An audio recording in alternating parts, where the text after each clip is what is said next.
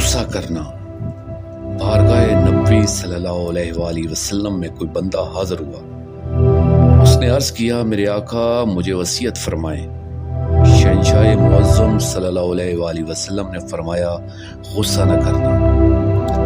بانی مقصد سرکار دامت اللہ تعالیٰ نے اصلاحاً تنقید کرتے ہوئے اپنی جماعت سے فرمایا کہ اس زمانے ہوتا ہوگا غصہ، ہمارے اندر تو نہیں ہے۔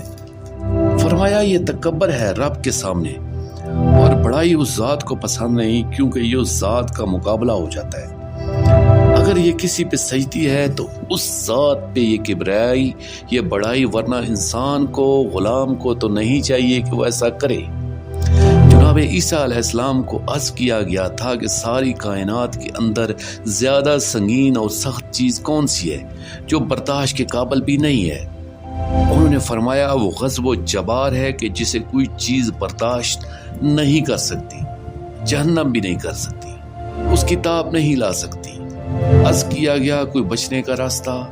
انہوں نے فرمایا خود غصہ نہ کرو، غضب غصے کو کہا جاتا ہے، تم خود نہ کرو۔ انہوں نے عرض کیا یہ آتا کیوں ہے؟ فرمایا تکبر اور بڑائی کی وجہ سے۔